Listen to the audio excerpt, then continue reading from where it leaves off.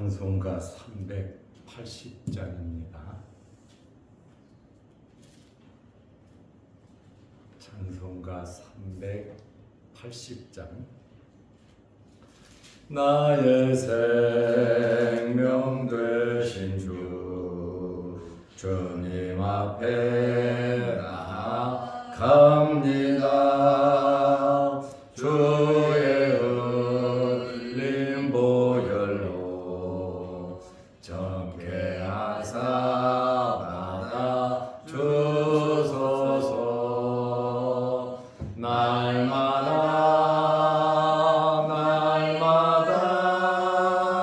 주를 찬송하게 돼. 주의 사랑 둘러서 나를 굳게 잡아 매소서. 괴로운 세상 지낼 때 나를 인도하여 주소서. 주를 믿고 나가면 나의 길을 잃지 않겠네. 날마다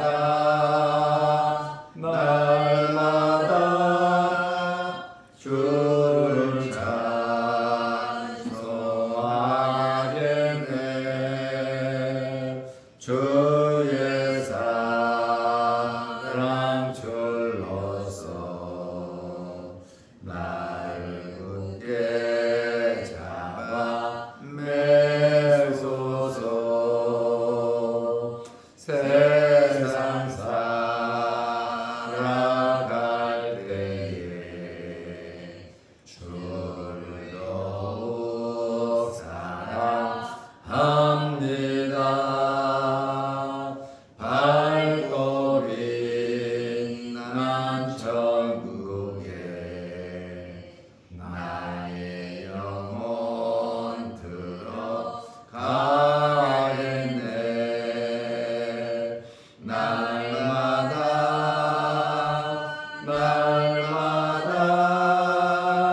주를 찬송하겠네. 주의 사랑 줄러서 나를 굳게 잡아 매소서.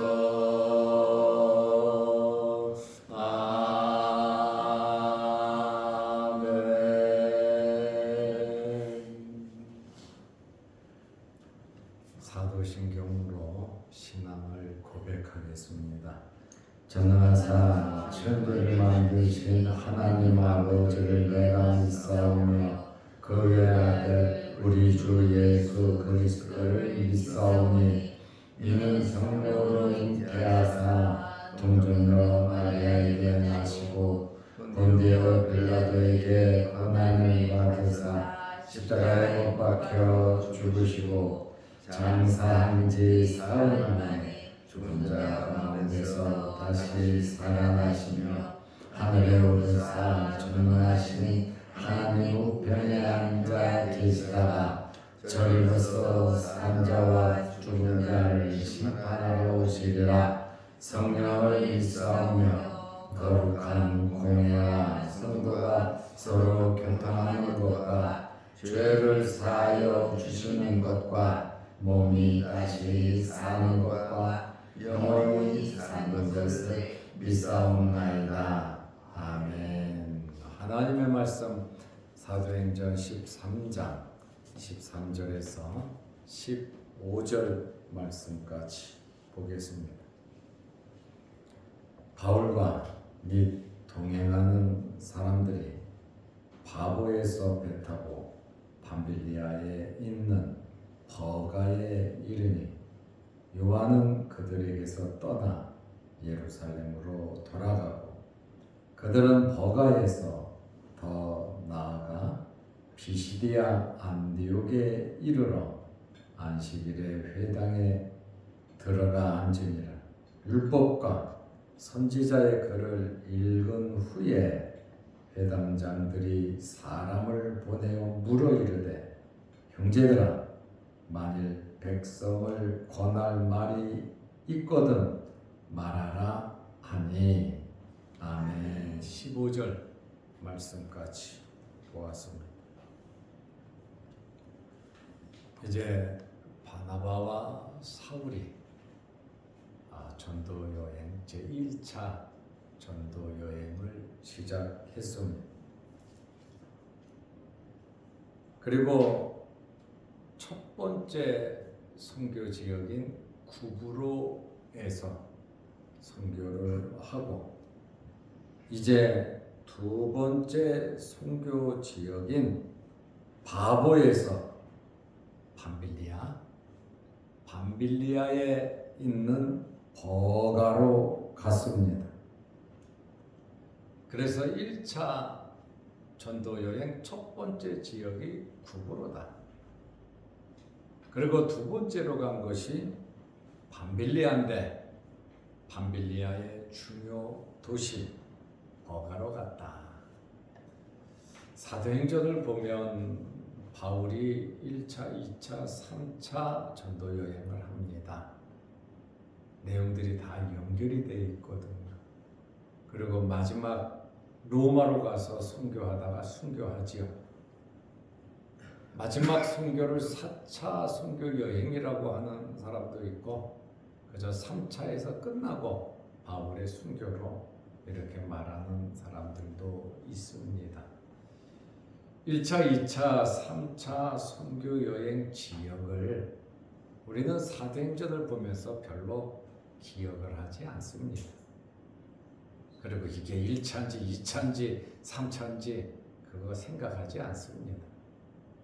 그런데 우리가 새벽에 이제 말씀을 보면서 이 선교한 지역들을 잘 이렇게 기록해보고 다시 안디옥으로 돌아오면 1차가 끝난 거잖아요. 그리고 2차 선교를 하고 다시 돌아오면 2차 선교가 끝난 거잖아요. 그 내용들을 이렇게 기록하고 그 다음에 그 당시 지도를 펼쳐놓고 점을 하나씩 찍어보면 재밌습니다. 그리고 자료가 됩니다. 그렇기 때문에 그냥 막연하게 그냥 읽고 넘어가지 말고 좀 자세하게 새벽에 짧게 말씀드리니까 그때 체크를 해놓으면 이렇게 선교를 했구나 라고 깨달을 수 있습니다. 13절 말씀에 보면 바울과 및 동행하는 사람들이 이제 바울의 이름이 대표로 아예 나옵니다. 바울이라고 하는 사울 어제 말씀을 드렸잖아요. 이제 선교의 중심에 처음에는 바나바였어요. 안디옥 교회에서 맨 마지막 5번째였습니다. 사울이. 그런데 구브로에서 이제 총독 서기오 바울을 선교하면서 그때 엘루마라고 하는 그 무당, 점쟁이, 거짓 선지자 그 사람에게 말을 할 때에 성령으로 말할 때에 이제 바울이라고 하는 사울 이렇게 이름이 호칭이 돼서 처음으로 바울의 이름이 나왔습니다. 원래 바울이라는 이름을 가지고 있었어요.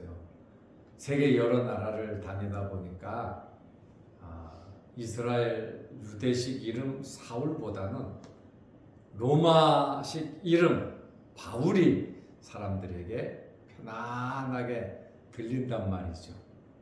또 구브로 총독이 서기오 바울이잖아요.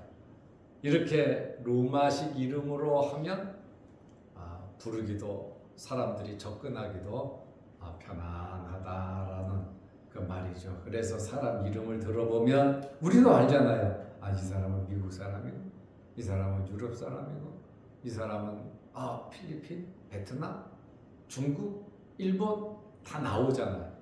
그렇다 보니까 이름이라는 게 참 그 사람을 아는데 중요하거든요. 그래서 바보에서 배 타고 밤빌리아에 있는 버가에 이르니, 밤빌리아는 큰 도시고 버가는 그 도시에 있는 중요한 지역이란 말이죠. 이제 버가에 이르렀는데 마가 요한은 그들에게서 떠나 예루살렘으로 돌아갔다, 이렇게 말하고 있습니다. 밤빌리아는 지중해 북단에 있는 소아시아 남쪽 해안입니다. 여기가 지금 어느 나라냐면 터키입니다. 터키 남부 해안입니다. 이 밤빌리아가 이 지중해 북단인데 바닷가 그 해안 길이가 120km예요. 굉장히 길죠, 해안이. 그리고 땅으로는 48km가 바로 밤빌리아다, 그 말입니다. 해안은 120km 쭉 바닷가 중심으로 나라가 밤빌리아가 돼 있고, 그 다음에 48km가 땅으로 내륙으로 되어 있는 도시입니다. 동쪽에는 길리기아가 있고, 서쪽에는 루기아가 있고, 북쪽에는 비시비아가 있고, 남쪽에는 지중해 바다다, 그 말입니다. 버가에 이르니, 버가는 밤빌리아의 중심 도시로서 해안에서 내륙으로 13km 지점에 있습니다. 이 밤빌리아가 48km라 그랬잖아요, 쭉. 근데 해안에서, 지중해에서 13km 지점에 버가라고 하는 도시가 있다. 이곳에서 바울이 뭐를 했냐, 행적이 없어요. 뭐를 했는지 내용이 없어요. 그리고 돌아오는 길에도 버가를 들렸는데 행적이 없어요. 기록을 안 한 건지, 성과가 없는 건지, 누가가 기록을 하면서 그 내용이 없습니다. 이 지역은 습지되고 풍토병이 많은 곳이다, 이렇게 알려져 있습니다. 그런데 마가 요한이 예루살렘으로 돌아갔다. 5절에 보면은 선교를 수행한 사람이 마가 요한이에요. 그리고 이 선교회의 총무 역할로 모든 일을 기획하고 주관하고 보고하고 또 매듭 짓고 필요한 거 공급하고 이 사람 저 사람 만나고 정말 아주 중요한 일을 했거든요. 왜 돌아갔냐? 원래 마가 요한은 12장 25절에 보면 예루살렘에 있었어요. 마가의 다락방 주인이잖아요. 예루살렘에 있었는데 바나바와 사울이 구제하기 위해서 예루살렘에 갔잖아요. 갔다가 안디옥으로 돌아오면서 마가 요한을 데리고 온 겁니다. 그래서 안디옥에서 선교사로 떠날 때 마가 요한이 동행을 한 거예요. 그리고 바나바의 조카거든요. 바나바하고 인척관계란 말이에요. 그러면 왜 갔냐? 성경학자들이 말합니다. 구보로까지만 동행하기로 했다. 그런데 바울이 열받습니까? 아니죠. 어떤 사람들은 구보로까지만 가기로 했는데 그냥 약속 지킨 거다, 이렇게 말하는 사람들이 있어요. 또 이제 선교 사역을 이렇게 보니까 바나바가 삼촌이 주도를 하니까 좋았는데 이제 바울이 주도를 하잖아요. 이 촛대가 바울에게로 넘겨졌잖아요. 그러다 보니까 이거 내가 할 필요 없다. 그래서 돌아갔다는 학자도 있어요. 주님을 사랑하는 사람으로서는 그런 생각할 수 없겠죠. 이제 예루살렘을 떠나 이렇게 섬으로 다니다 보니까 향수병, 용기가 부족해서 돌아갔다라는 말이 있습니다. 그런데 왜 돌아갔는지 이유는 나와 있진 않아요. 그런데 바울이 2차 전도 여행을 할 때에 바나바가 마가를 데리고 가려고 하니까 바울이 화를 내고 아주 심히 다퉜다 그러거든요. 바나바와 바울 사이는 그런 사이가 아니잖아요. 그렇지만 주를 위한 일에 있어서 주님을 위한 일을, 이 선교는 주님을 위한 일인데 첫 번째 선교를 하다가 빵꾸를 낸 이 마가를 데려간다는 것은 한번 빵꾸 된 놈은 또 빵꾸 내니까 이 친구도 안 된다. 바나바는 좀 넓은 사람이잖아요. 그래도 한 번 실수했는데 그때를 경험 삼아 다시 실수 안 할 거야. 데리고 가자. 바울은 칼이잖아. 안 된다. 이렇게 한 번 실수한 사람 데려갔다가 또 이런 일이 생기면 얼마나 우리가 고생을 하고 힘들어야 하는데 안 된다 하고 심히 다퉈가지고 2차 전도 여행은 같이 갈 수가 없는 거예요. 바나바와 바울이. 그래갖고 갈라선 겁니다. 바나바는 마가를 데리고 떠났고 바울은 실라를 데리고 떠난 거예요. 빌립보 감옥에 바울과 실라잖아요. 그래서 2차 선교 여행을 할 때는 마가 요한 때문에 바나바와 바울이 갈라졌다. 뭐 다투고 싸울 것도 없고 누가 옳다라고 할 것도 없고 두 사람 다 주님을 위해서 한 겁니다. 선교를 위해서 한 겁니다. 자기 개인을 위해서 한 것이 아니에요. 어떻게 하면 주님께서 더 기뻐하고 하나님의 일에 효과적일까 하면서 둘이 개인적인 욕심 감정으로 한 것이 아니라 공의롭게 일을 했는데 결국 바나바도 선교하러 갔고 바울도 선교하러 갔으니까 하나님의 일에는 제가 볼 때 플러스가 됐다고 봅니다. 결국 다투고 싸웠지만 개인적인 욕심 때문에 싸운 것이 아니다. 주를 위해서 싸웠다. 왜? 복음에 흠집이 나지 않게 하기 위함이었다라는 것을 우리가 알 수 있습니다. 여러분도 주님을 그렇게 사랑하시기를 바랍니다. 내 개인적인 욕심, 내 이익, 내 자존심 때문에 싸우는 것이 아니라 주님을 위해서 때로는 다투고 싸울 수 있는, 정말 올바른 말을 할 수 있는, 진정으로 협조할 수 있는 성령의 사람들이 되시기를 바랍니다. 결코 나쁘다 이렇게 바나바가 잘못했다, 바울이 잘했다, 바울이 잘못했다, 속 좁다 이렇게 우리가 평가할 자격은 없다. 그러나 이 사건을 통해서 하나님의 영광이 드러났다는 것, 긍정적으로 보는 것이 좋습니다. 이제 13장 14절에 보면 그들이 버가에서 더 나아가 비시디아 안디옥에 이르러, 이제 밤빌리아에서 비시디아라고 하는 지역에 있는 안디옥에 간 겁니다. 그러니까 밤빌리아에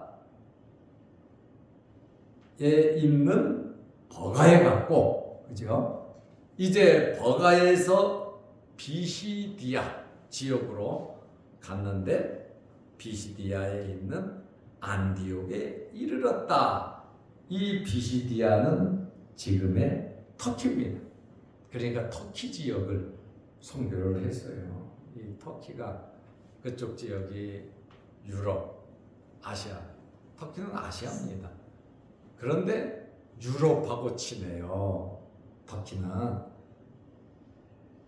현재 이 비시디아 안디옥은 얄바츠라는 지역이에요. 비시디아 안디옥에 이르러. 여기는 비시디아 안디옥은 해발 100m 고원지대고 버가에서 비시디아 안디옥까지는 200km 정도 됩니다. 200km. 험한 산길을 가야 되기 때문에 이 길을 가다 보면 강도의 위협이 많습니다. 강도들이 자주 출몰을 했습니다. 그러다 보니까 이쪽 지역에 버가에서 비시디아 안디옥 쪽으로 가려면 단체로 다녔다는 거예요. 단체로 사람들이 모여서. 그리고 안디옥 그러니까 안디옥 교회가 있는 안디옥하고는 다른 지역 안디옥입니다. 안디옥 교회가 있는 데는 수리아 안디옥이고 지금 전도하는 지역은 비시디아 안디옥입니다. 안디옥 다른 지역임을 우리는 알아야 합니다. 이제 그곳에 가서 비시디아 안디옥에 가서 안식일에 회당에 들어가 앉으니라 예배에 참여한 거예요. 또 회당에 간 이유가 있겠죠. 자기 동족들에게 복음을 전하기 위함입니다. 이방 선교하러 와가지고 지금 유대인을 선교하고 있는데 그렇다고 해서 이방 선교를 버린 것은 아니다. 안디옥 교회가 이방 교회잖아요. 그래서 유대 예루살렘으로 간 것이 아니라 다른 지역으로 갔잖아요. 소아시아 지역으로요. 그래서 이방인 선교가 주축이지만 그렇다고 해서 자기 동족을 전도 안 할 수가 없잖아요. 그래서 바울은 1차가 자기 동족 전도거든요. 그리고 2차가 이방인 전도인데 하도 종족들이 박해를 하니까 에이 니네들 알아서 해라. 나는 이방인에게로 가겠다. 그리고 그때부터 본격적으로 이방인 선교를 하면서 유대인들에게 엄청난 박해를 받지요. 이제 회당에서 예배를 드리는데 13장 15절에 율법과 선지자의 글을 읽은 후에 회당 예배 순서 중에 하나입니다. 율법을 읽고 선지서를 읽어요. 율법은 모세우경이고 선지자의 글은 예언서지죠. 선지서죠. 회당장들이 그러니까 회당장들이 그런 거 보니까 이쪽 지역에는 유대인들이 많은 지역이다. 회당은 유대인 9명이 있으면 회당을 만들었어요. 그리고 회당장은 한 명이 아니라 유대인들이 많으면 많을수록 회당장은 많았습니다. 그러다 보니까 회당장들이 사람을 보내요. 지금 앉아서 바울 일행이 예배를 드리고 있으니까 사람을 보내서 물어 이르되 형제들아 같은 유대인인 것을 알지요? 만일 백성을 권할 말이 있거든 말하라. 할 말이 있으면 말하라. 회당장들이 바울 일행에게 부탁을 한 거예요. 할 말이 있으면 백성들에게 말을 하라.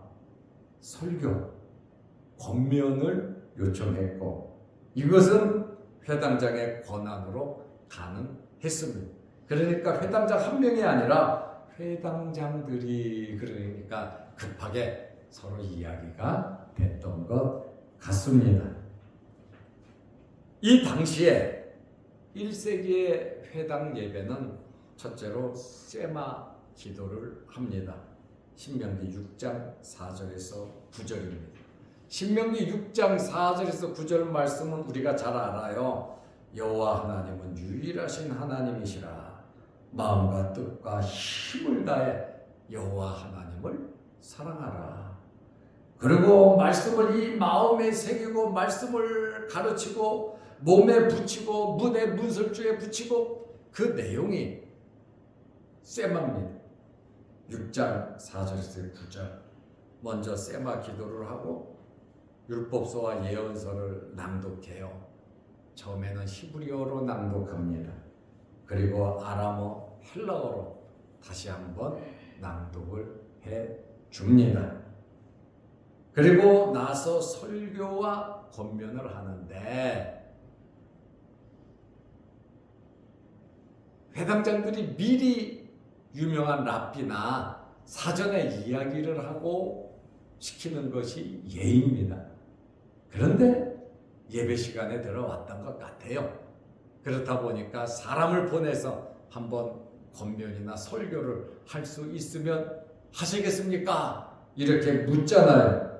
그리고 네 번째로는 축복합니다. 그리고 회당 예배가 끝납니다. 이제 바울 일행에게 회당에서 회당장들이 말씀을 전할 기회를 주었다.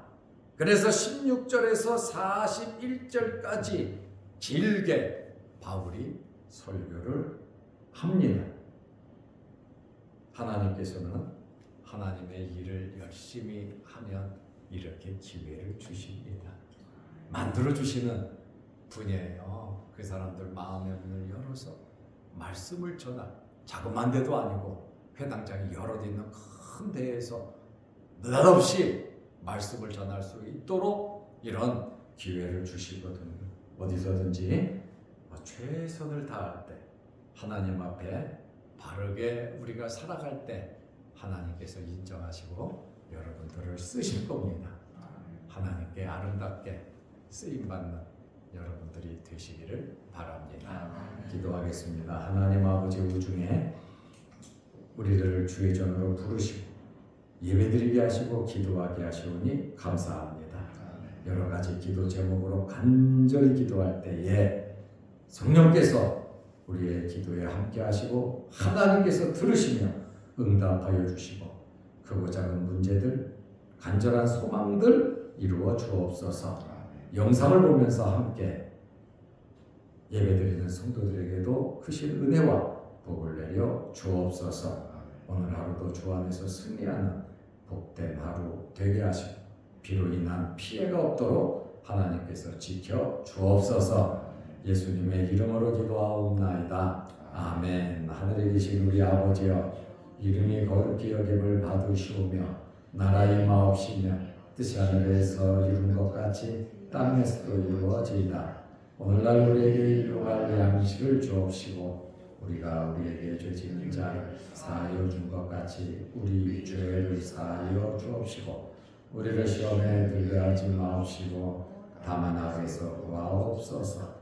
내게 나라와 권세와 영광의 아버지께 영원히 싸움나이다. 아멘. 자유롭게 기도하시고 돌아가시기 바랍니다.